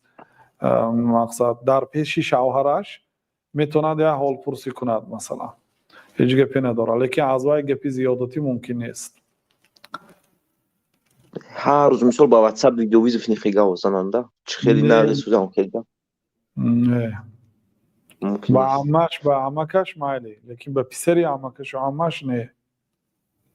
یا مثال هم ده بور ما از شاید اون کس شنود چی ضرر دارد که میگه انا بسیار برادرها شکایت میکنن که زنی من میگه با پسری عمکش هر خیل علاقه ها دارد یا پسری عمش، یعنی وقتی که اونا شناس بودند همدیگر میدیدن یعنی علاقه پیدا کرده. بنابراین اون محرم نیست و میتونه زن کرده گیرد. اینه هر کسی که محرم نیست با وای سخن زیادتی درست نیست، فقط یک در حالتی واخوردن یک سلام علیک میکنه تمام سلام علیک دهانی مثلا. بله. اگر مثال ندوران مثال ندار رسیان هر روز مثال نیو مثال یا مهدای بور خیلی سلام علیک نکل یا دو مهدای بور سلام علیک خالی هیچ گپی ندارد، از وای اضافگی جایز نیست. رحمت کردم استاد جون جزای خیر بخیر شما. سلامت باشید. خب برادرها یا جمله دیگر از مختصر قدوری میخونیم بعد با زنگا رو قبول میکنیم. امام طحاوی میگن که وسهو الامام، امام قدوری میگن که وسهو الامام یوجب علی المؤتم سجود. سجده امام، سهو امام واجب میگرداند برای اقتدا کننده ها سجده را. امام سهو کرد شما نه، لیکن سهو امام برای شما هم واجب میشد که سجده کنید. آدم اقتدا کننده گفتنش ممکن که آخه من خطا نکردم که امام خطا کرد که بله امام خطا کرد ولی شما اقتدا کردگی هستید به همین امام، باید در همون سجده هاشم اقتدا کنید، سجده سهو هم میکنید. فإن لم يسجد الامام ولم يسجد المؤتم. فرض کردیم امام باید سجده سهو میکرد لیکن نکرده سلام داد، مؤتم هم نمیکند. میگن آدم اقتدا کردگی هم سجده سهو نمیکنه. مثلا امام به دوم رکعت به تحیات ننشست، یکی اواره به سوم رکعت خست، یعنی شما دیدید دانستید و منتظر بودید که امام باید سجده سهو میکنه که نکرد. خب مادامی که امام نکرد شما هم نمیکنید. و این سهل المؤتم لم یلزم الامام ولا المؤتم السجود. لیکن اگر اقتدا کننده سجده سهو کند چی؟ مثلا به جای التحیات سوره فاتحه خواند، آدمی اقتدا کردگی سهو کرد، خطا کرد، نه برای خودش و نه برای امام سجده سهو واجب نیست. آدمی که اقتدا کرده است مأموم میگن و ایران یا مؤتم میگن، آدمی که اقتدا کرده اگر سهو کند نه به امام نه به خودش سجده سهو واجب نیست، یعنی در نماز جماعت. ومن سهى عن القعدة الأولى ثم تذكر وهو إلى حال القعود عقرب عاد فجلس وتشهد. کسی که سهو کند از قعده اولا، یعنی در دوم رکعت بعد تحیات ننشسته خیزد، سپس به خاطرش آمد و حالا که به حالت نشستن نزدیک، یعنی نیمخیز شد. نیمخیز شد و به خاطرش آمد که باید می نشست، وقتی که به نشستن نزدیک باشد نشیند. میگن مادامی که به نشستن نزدیک باشد نشیند و تشهد خواند. و این کان الی حال القیام اقرب لم یعد. لیکن اگر قیام به نزدیک باشد، قریب خسته شده باشد، این در مذهب است، ولی در دیگر مذهب‌ها میگن که مادامی که خستگی نباشد پر، یعنی که بگذار به خستن نزدیک باشدم لیکن حالی پر قائم نشده است، پر راست نشده است، میتواند برگردد. یعنی به نشیند اتحیات خواند. اگر پر خست در این حالت بر نمیگردد و بعد در آخر سجده سهو میکند. و یسجد للسهو من سهى عن القعده الاخیره فقام الى الخامسه. این چنین سجده سهو میکنه آن آدمی که در رکعت چهارم سهو کرد، خطا کرد و به جای اینکه نشیند قام الی الخامسه، به رکعت پنجم خست. برای اینکه چهارم رکعت نشینه اتحیات خواند، این آدم فراموش کرده به رکعت پنجم خست. اگر که به رکعت پنجم خست چیکار میکند؟ رجع الی القعده ما لم یسجد. مادامی که حالی سجده نکردگی باشد در رکعت پنجم برگردد، راست شیند اتحیات بیو، اتحیات صلوات دعای خواند و سجده سهو کند. و الغى الخامسه، رکعت پنجم بیکار میکند مادامی که سجده نکرده باشد. و یسجد للسهو، در آخر سجده سهو. و این قید الخامسه بسجده بطل فرضه. اگر در رکعت پنجم سجده کرده باشد الکی، یعنی تا همون به خاطرش نآمد رکعت پنجم سجده کرده باشد، میگن که بطل فرضه، فرضش باطل میشد. و تحولت صلاته نفلا، نمازش به نفل مبدل مییابد. و کان علیه ان یضم الیها رکعتا سادسه. برای چی واجب بود در این صورت؟ در این صورت مادامی که رکعت پنجم سجده کی کرد، باید یک رکعت دیگر اضافه کند و 6 رکعت کند اکن نماز. و این قعد فی الرابعه، لیکن در رکعت چهارم اگر به اتحیات نشسته باشد، قدر تشهدی، قدر اتحیات، قدر تشهد اگر نشستگی باشد، ثم قام، سپس به رکعت پنجم خیزد، ولم یسلم، سلام نتید، در رکعت چهارم تا آخرش داده سلام نتید و به رکعت پنجم خیزد، یظنها القعده الاولى، گمان کند که این قعده دوم است، گمان کند که 2 رکعت خواند، عاد الى القعود ما لم یسجد فی الخامسه.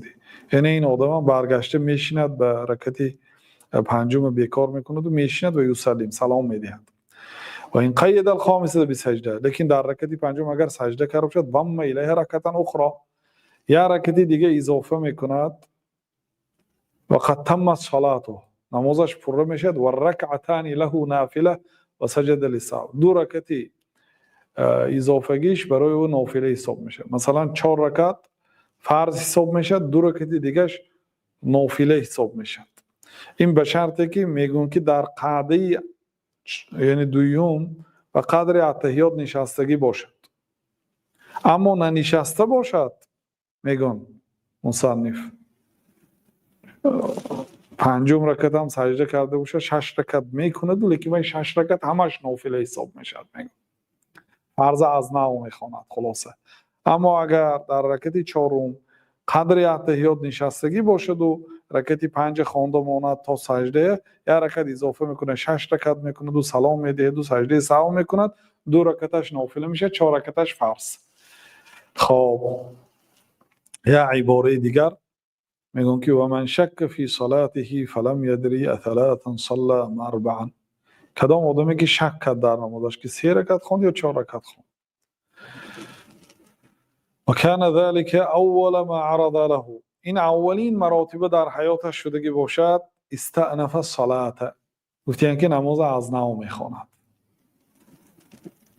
و این کان شک یعرض له کثیرا، اگر این حادثه با او بسیار میشده باشد، هر روز در نماز شک میکرده باشد، یعنی دوم سیوم مراتبه علکی شده باشد، بنا علی غالب ظنه این کان له ظن، با اکثری گمانش بنا میکنه. یعنی اکثری گمانش گفت که 4 رکعت خواندم، برای چی؟ برای آنکه در رکعت یکم قل یا ایها الکافرون خواندم، در رکعت دوم قل هو الله احد خواندم، بعد تحیات نشستم، در رکعت سیوم در خاطرم است مثلا سوره فاتحه خواندم، این رکعت چهارم است. حاضر گفته اگر شک کرد لیکن گمان غالبش این است که 4 رکعت خواند، یعنی 75% باوری دارد، 80% باوری دارد که این 4 رکعت است، یعنی 4 رکعت حساب میکند. اگر برابر باشد شک یعنی 50%، 50% میگوید که 3 رکعت خواندی، 50% میگوید که 4 رکعت خواندی. در این حالت فإن لم يكن له ظن بلا على اليقين، اگر گمان غالب نداشته باشد بر یقین برمیگردد. یقین این است که 3 رکعت، شک 4 رکعت است. یعنی در این حالت 3 رکعت حساب میکند و نمازش دوام میدهد. 4 رکعت که خوانده شد التحیات صلوات دعا میخواند و بعد سلام میدهد، بعد سجده میکند، یعنی سجده سهو میکند. این بود باب آیدی سجده سهو از کتاب مختصر قدوری امام قدوری طبق مذهب امام ابو حنیفه رحمت الله علیه. بله برادر عبدالسلام.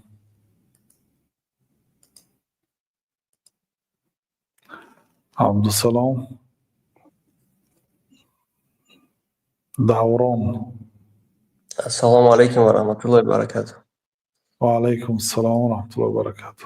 استاد جان یک سوال یک گپ میگم بعد این سوال را میتونم. استاد 3 ماه پس ماه رمضان میشه و 1 سال میشه و باور زدیدم که افیر بدرم نه خدا شکر شید.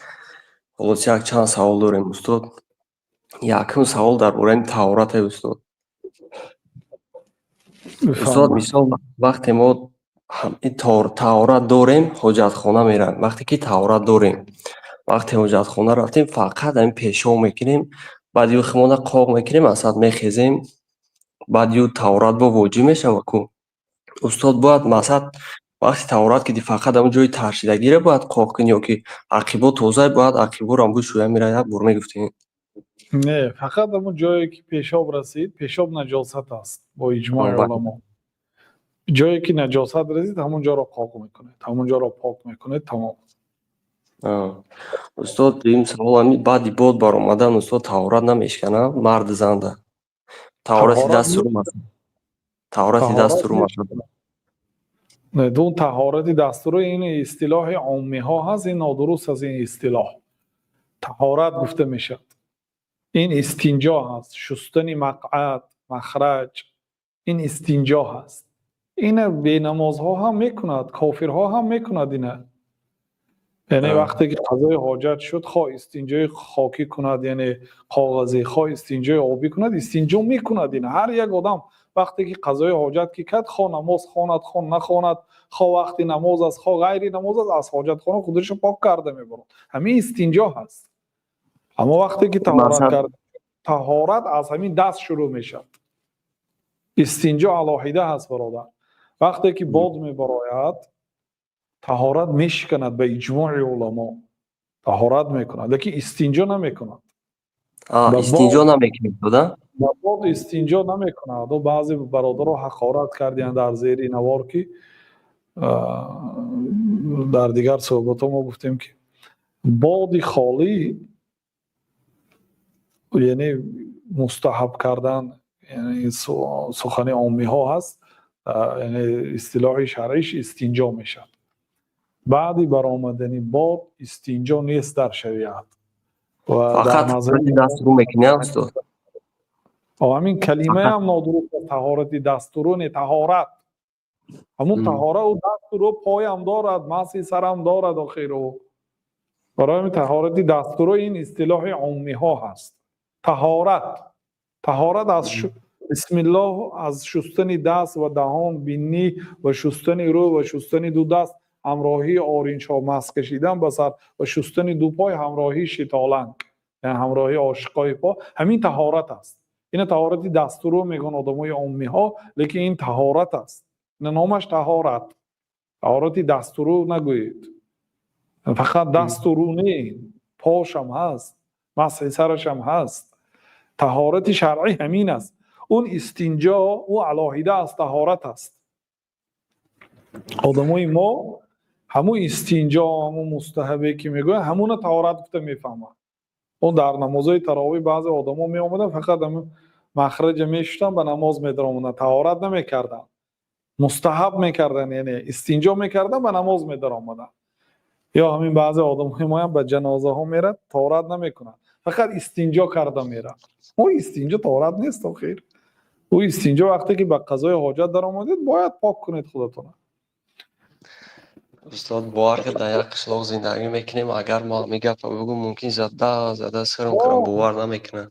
آخه همین که همون ملاهاشون عقل هم کتابی مذهب حنفی را گرفته خواند، میگن که در کتابای حنفی و استنجا کردن از برآمدن باد بدعت است، یعنی در دین نیست خیلی چیز.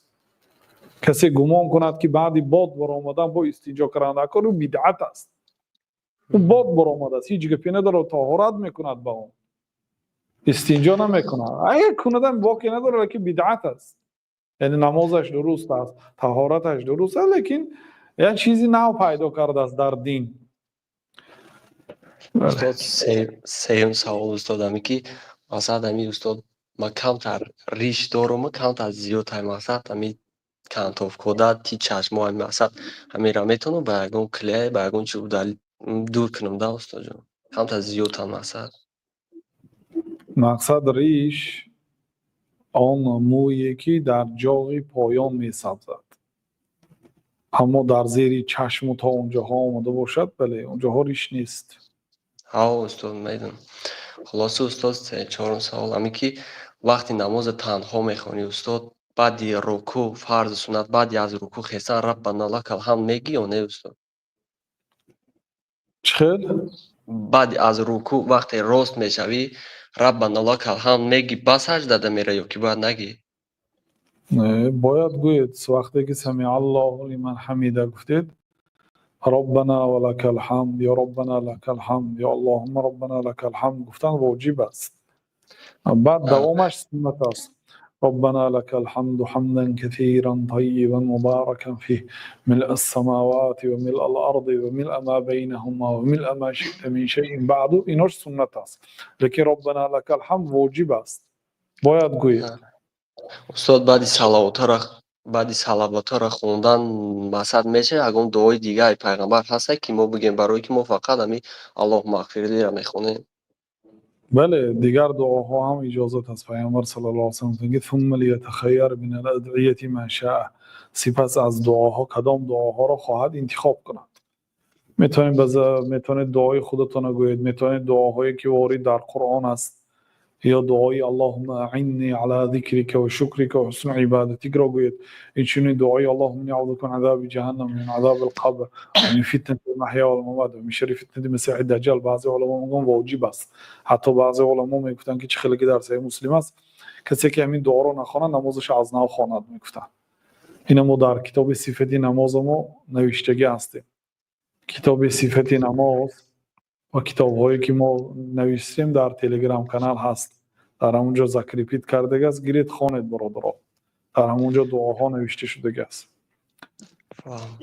استاد اخیرا سوال همین استاد جان، مثلا ما برنامه خیلی بسیار گوش میکنیم استاد، در همین یک برنامه تون گفتن یک چند ماه پیش بودگده وقتی روز قیامت میشه و اولین آدم داخل جنت شده پیامبر خدا حضرت محمد صلی الله علیه و سلام است، دوم بعد یو حضرت ابراهیم، سوم حضرت موسی را گفتید. در قرآن اومده که ما فهمیدیم یکم از پیامبران اولوالعزم حضرت محمد است صلی الله علیه و سلام، دوم حضرت نوح، با حضرت ابراهیم، با حضرت موسی. نه که شما گفتین که یکم حضرت محمد داخل جنت میشود با حضرت ابراهیم، حضرت موسی، حضرت نه نگفتین مقصد. حضرت نوح در این سه مرتبه نیستن. از همه بهترین خلق الله تعالی حضرت محمد علیه السلام، بعد از آن بهترین خلق الله تعالی حضرت ابراهیم علیه السلام، بعد از آن حضرت موسی.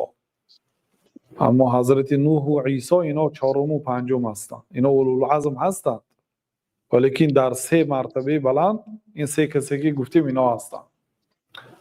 حضرت موسی بهتر از حضرت نوح. فهم استاد جان، حضور رحمت برای سوالا. خلاصه در اخیر دعا کنین، مقصد در مسکو استودنتی هم مهاجر در همون دعا کنین استاد در حق همون غریبا.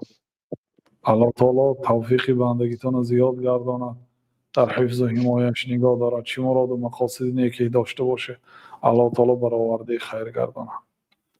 حضور رحمت استاد جان، خدا نگهدار. سلامت باشید.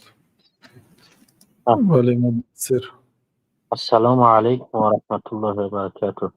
و علیکم السلام و رحمت الله و برکاته. الله حفظتون کند، الله در علمتون برکت دهد. آمین رحمت. سوال داشتم درباره سجده سهو. همین وقتی که نماز میخونیم سوره دراز میخونیم، فرق نداره دراز از کوتاه است. وقتی که آیه رو یک آیت رو میپرتیم از آیت دیگر سر میکنیم، در همینجا سجده سهو واجب نشود؟ نه، اگر قصدا نکرده باشید یعنی خطا کرده باشید انشاءالله در آخری نماز هم استغفرالله میگویید بعد سلام دادن. اما استغفرالله چی معنا دارد؟ وقتی که سلام علیکم رحمت الله سلام علیکم رحمت الله میگویید یکمین کلمه ای که میگویید استغفرالله استغفرالله استغفرالله، یعنی همین خطاگی هایی که در نماز کردیم همین خطاگی های ما رو ببخش. اگر انسان یعنی قرآن خطا میکند و الله تعالی وقتی که صحابه گفتن که گناهی ما رو بخش اگر ما خطا کردیم، الله تعالی قد فعلت گفت، من حقیقت من همین کار کردم گفت، یعنی اگر خطا کرده باشد الله تعالی میبخشد. بله. یک سوال دیگه بود. یک برادر بسیار خواهش کرد که همین سوال بتیم. در تاجیکستان نو رفتگی است، میگوید که من بقا میبندم، گو برای تربیه فقط بقا ها را میبندم، از کدام شنیده است که همین خیل بستن ممکن نیست؟ میگه 1 سال 2 سال 3 سال میبندم ای همون درون اوغل نمیبرورم، همون بقا را نمیبرورم، مقصد پیش یگان گاوی مادگاو نمیبرم همون را. کدام گفته است که با او که همین بقا نفس همین مخلوق الله های نفس داره، همین چیزانی ممکن نیست؟ همین درسته یا نه؟ این هیچ گپی ندارد. اگر مثلا به پیش مادگاه نبرد هیچ گپی ندارد. بسته ماندن اجازت است، مادامی که طعامش در وقتش میدهد هیچ گپی ندارد.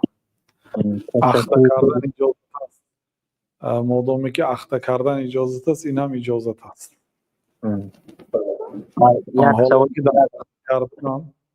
در اخته کردن ظاهرا حیوان هم از شهوتش محروم میشد هم عذاب میکشد وقتی که عضوش را بریده میپرتاید. ولی مادامی که اجازت هست، اخته کردن اجازت باشد، یعنی این کارم اجازت هست.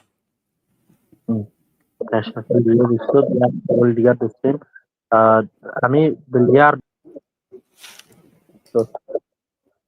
چی؟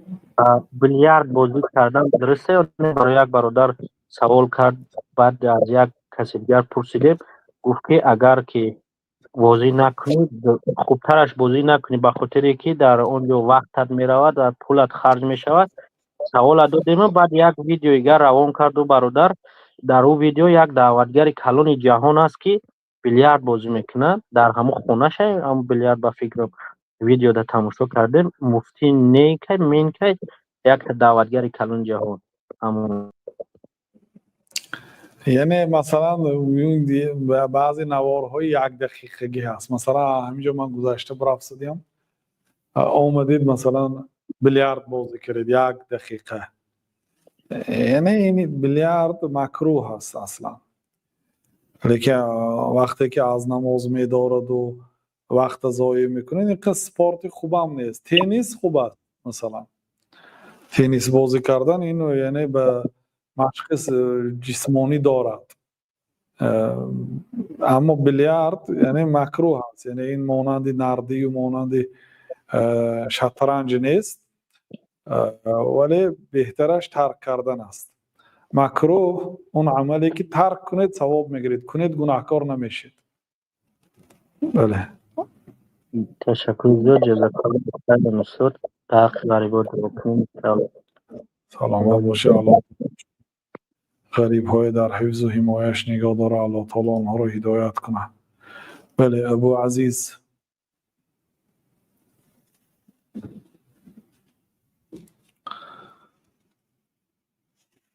ابو عزیز بفرمایید. عبدالرحمن.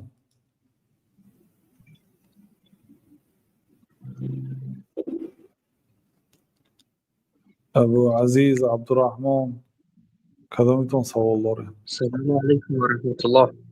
علیکم السلام و برکاته. بفرمایید. استاد عزیز یک سوال داشتم. بله بفرمایید. درست است یا محمود گوییم؟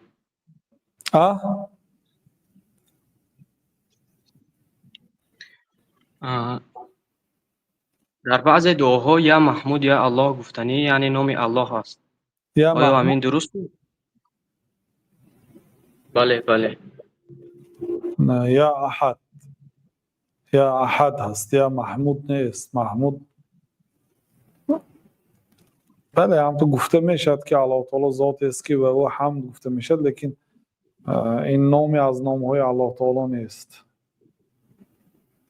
استاد یک سوال دیگر، همین برای واجب نشدن سنت مؤکده رو ترک کردن یعنی ممکن است؟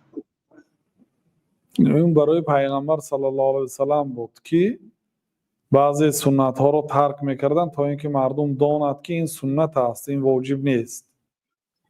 اما شما اگر به سنت های مؤکده بردوام اجرا کنید هیچ گپی ندارد.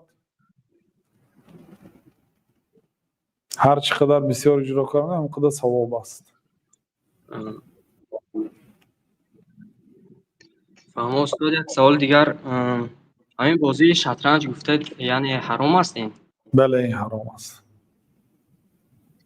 بعضی ها میگویند که یعنی بازی فکری است، فکری آدم رو مستحکم میکند. نه این حرام است. جزاک الله خیرا استاد. السلام علیکم و علیکم السلام و رحمت الله و برکاته. بله ابو عزیز گپ میزنید؟ سلمان. السلام علیکم و رحمت الله. علیکم السلام و رحمت الله و برکاته. استاد یک سوال داشتیم در برای نماز. بفرمایید. استاد همین انسانی که مقصد نماز خفته نمیخواند یگان کار دارد که نمیدونم یگان کار دارد فرض میخواند سنت و وتر واجب نمیخواند میتواند که همراه نماز شب بخواند همین؟ بله مهم این است که نماز خفتن در مسجد خواند، بعد سنت آمده در خانه خواند، ویتر مثلا در آخر شب خواند یا سنت هم در آخر شب خواند در وقت تهجد اجازت است. استاد یک سوال دیگری داشتیم. خب استاد همین انسانی که بسیار در دهنش کلمه کفر است، استاد همین چگونه انسان است مثلا همه را کفر میکند؟ استاد کدام آدمی که مسلمان کافر میگوید خودش کافر میشه. پیامبر صلی الله علیه و سلم گفت کسی اگر مسلمان کافر گوید یکی از همین دو کس کافر میشه. یعنی اگر اون آدم کافر باشد درست، لیکن اگر کافر نباشد خودش کافر میشه. مثال بعضی خطاهای انسان ها رو دیده سراز حکم به کفر میکنند. استاد الله هدایت کنه. استاد در حق ما دعاگو باشید. الله تعالی دنیا آخرتتون آباد گردونه. سلامت باشید. بله میگم میکروفونتون خلال دارد برادر. سلام علیکم. سلام علیکم استاد. علیکم السلام و رحمت الله و برکاته. استاد راستی گپ من نکن نبیچو من بیننده تماشابین ناو شما ما یک چیز پرسیدم میخواستم از شما که همین وقتی که نماز میخونید یا وقتی که بعد از نماز از تجربه های خودتون شما به فکرهایی که سرتون میومد چه مبارزه میبرید؟ یعنی چه مبارزه بریم در وقت نماز مثلا بسیار فکرها میبرد در سر بعد از نمازم من حس کردم که وقتی که بله من حس کردم در پرکتیک خودم که وقتی که من هیچ فکر نمیکنم احساسات من بعد از نماز وقت دیگه خیلی وقتی که اگه چیز فکر کرده میخونم من موضوع نمازم نمیفهمم. درست. همین بین فکر خیلی مبارزه برم. مبارزه میبرید و وقتی که مبارزه میبرید ثواب میگیرید. این مبارزه با شیطان است. شیطان خودش که به سببی سجده نکردن گمراه و لعنتی و رجیم شد، سنگسار شده شد و بدبخت شد بعد اینکه مقامی بلند داشت. بنابراین میخواهد بسیار حسدکار است. اولین گناهی که در دنیا شدگی از این حسد است. اولین گناه این حسد است. شیطان مقام عالی داشت، وقتی که الله تعالی حضرت آدم علیه السلام را آفرید فهمید که حضرت آدم مرتبتون از او بلند میشد، حسد کرد. حسد در قلب میشد، عملی ظاهری نیست و عملی باطنی است، لیکن به ظاهر علامتی است. یعنی آدمی حسدکور همین در پیش آدمی که حسد دارد یا آدمی بعد میدیدگیش اگر تعریف کنید در روش الکی میفهمید، یا میگوید یا که نگوید در همین روش میبینید که تابش خیره میشد. این علامت حسد است. اولین گناهی که الله تعالی گناه کرده شد این حسد است. شیطان حسد کرد. بنابراین مخصوصا در مسئله سجده و نمازی بنده او کوشش میکند تا اینکه از همین نماز انسان‌ها دور کند، چون که نماز سبب هدایتی، سبب ظفریابی انسان‌ها هست و نماز و سجده سبب خاریگری شیطان است. نکرد، اینا کردن. بنابراین میبیاد وسوسه میکند، نمازش میخواهد ویران کند، از نمازش چیزی حاصل نبردارد، مبارزه میبرید. و مبارزه این است که وقتی که دیدید که فکرهاتون پریشان شده به هر طرف رفته ایستاده است، فکر کنید که شما به نزد الله تعالی در آمدید. یعنی چه خیلی که آدم به نزد پادشاه می درآید، همون خیلی چه خیلی که پیامبر صلی الله علیه و سلم که اعبد الله کانک تراه، ان تعبد الله کانک تراه، چنان عبادت کن الله تعالی را که گویا دیده ایستاده الله تعالی را. فإن لم تراه فإنه یراک. اگر نتوانی در این حالت تصور کن که او تو را دیده ایستاده است. او تو را دیده ایستاده است. یعنی الله شما را دیده ایستاده است و شما تصور کنید که در پیش الله تعالی ایستاده اید. چه خیلی می ایستید و خودتان را باید خشوع و آداب می ایستید و در آمدید. وقتی که الله تعالی به شما روی آورد، شما باید از الله تعالی طلب و درخواست خود را پرسید. بنابراین بعضی علما گفتند که کسی که به نماز درآید و فکرش در بیرون باشد، اون مانند آن آدمی که به نزد پادشاه در آمده است و از همین تیریزه به کوچه نگاه دارد. یعنی پادشاه به وی توجه کرد، شما به نزد او در آمدید، شما روی آورد، شما باشید به از تیریزه به قصر پادشاه به بیروناش نگاه دارید. همین خیر خدا میخواد تصور کنند. حتی به نزد پادشاه ها در آمدن آسان نیست. بنابراین بعضی علما گفتند که آدمی به عقل وقتی که به نزد پادشاه در آمدنی باشد و در نزد دری پادشاه یک سگ باشد، 1 کیلو 2 کیلو گوشت باید به اون سگ پرت آید تا اینکه به اون مشغول شود، بعد این در آید. یعنی از بعد یک چیز میبراید، یعنی به همون شیطان بعضی چیزایی میپرتاید، یعنی به او اهمیت نمیدید، به الله تعالی روی میبیارید. یعنی مبارزه میبرید، چیزایی که میگوید معناهاش دانید. سبحان ربی الاعلی چی معنا دارد، سبحان ربی العظیم چی معنا دارد. وقتی که سجده کردید این حالت اگر به غیر الله تعالی کنید کافر میشید. رکوع اگر به نزد غیر الله تعالی یک آدم ایستاده شما به پیشش میخواید رکوع کنید، شما خار هستید، شما ذلیل هستید، شما نه شرف دارید نه آبرو دارید، شما انسان نیستید وقتی که به نزد انسانی مثل خودتان سر خم کنید.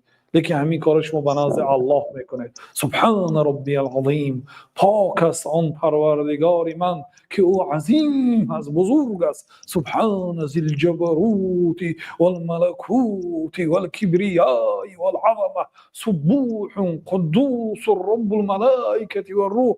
این دعاها رو وقتی که میگویید شما حس میکنید عظمت الله تعالی رو و خاری خودتان رو و ذلت در نزد الله تعالی. این عزت است.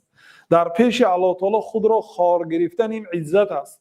لیکن در نزد بنده واقعا ذلت، و اگرچه شما آدمی نزدیکی فلان آدم باشید و لیکن شما در پیش وی رکوع میکردید، شما خار هستید. آدم از به نزد فلانی به اجازت میدراید، گویا که عزت است لیکن به ذلت است.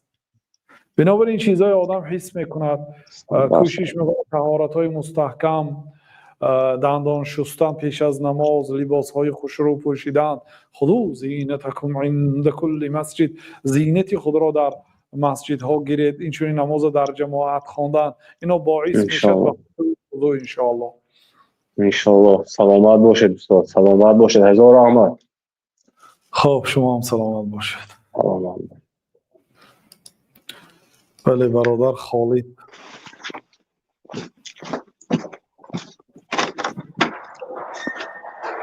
السلام علیکم و رحمت الله و برکاته.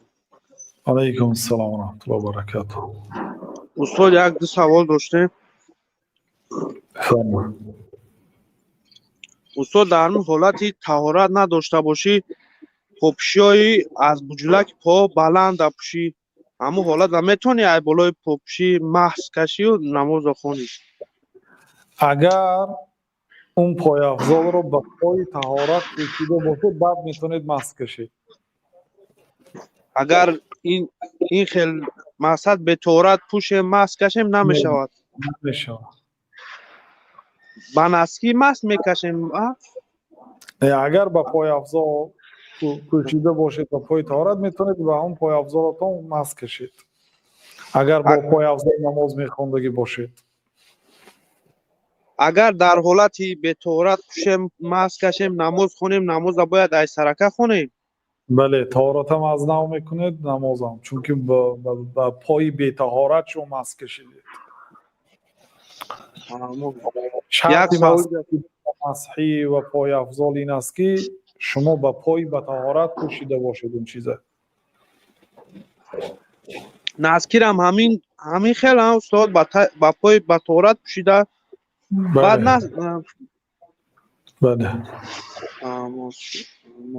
یک سوال دیگر استاد.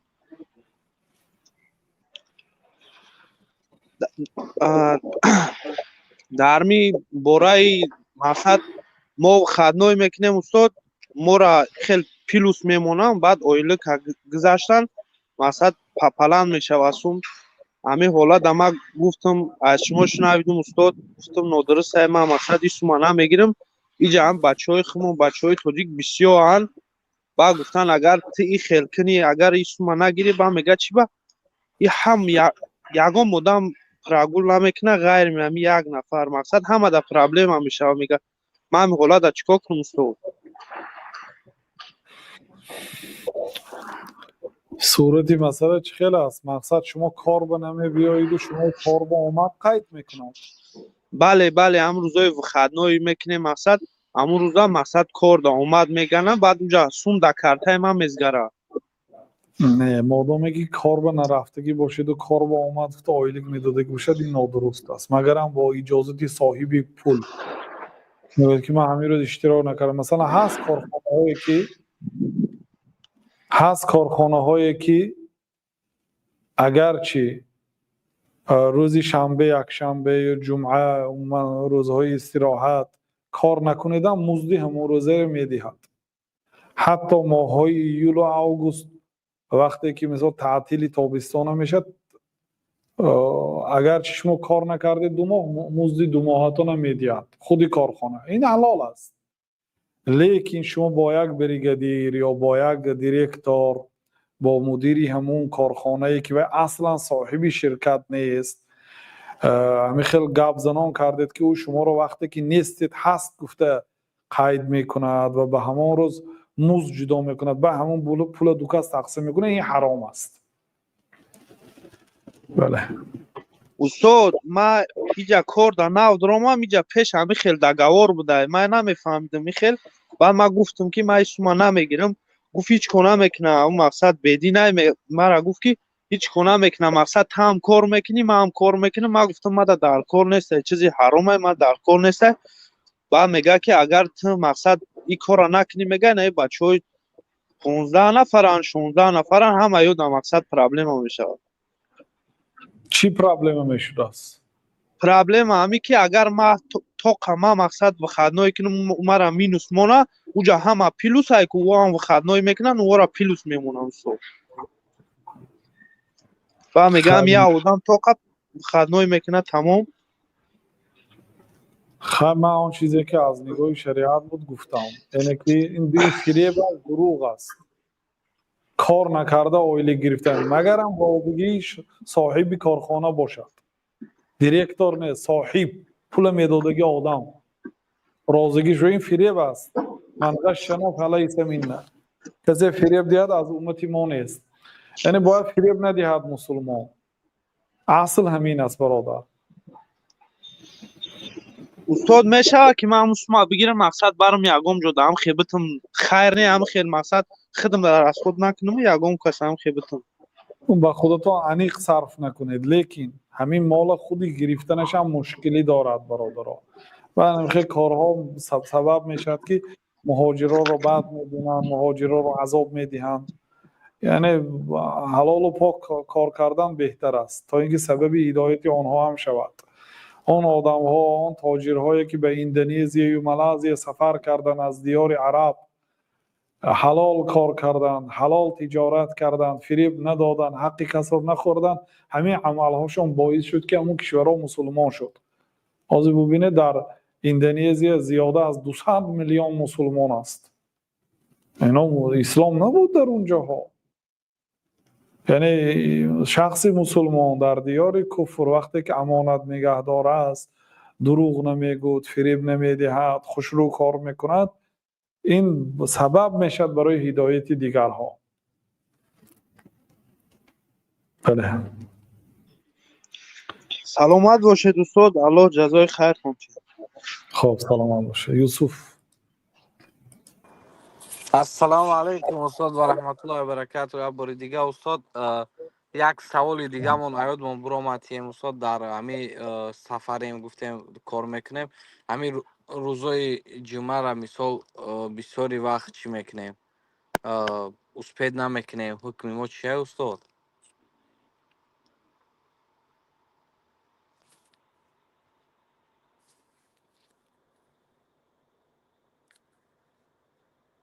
استاد آوازتون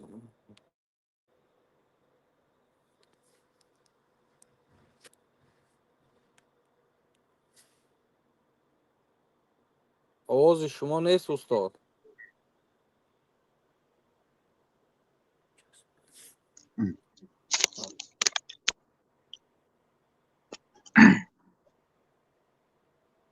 السلام علیکم و رحمت الله و برکاته. نیست استاد، آوازتون ویلم پیدا نشد.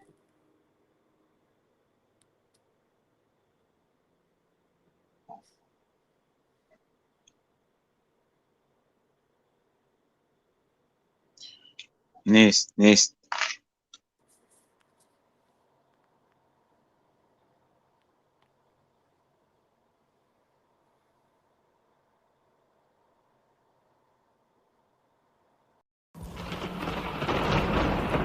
فاسألوا أهل الذكر إن كنتم لا تعلمون.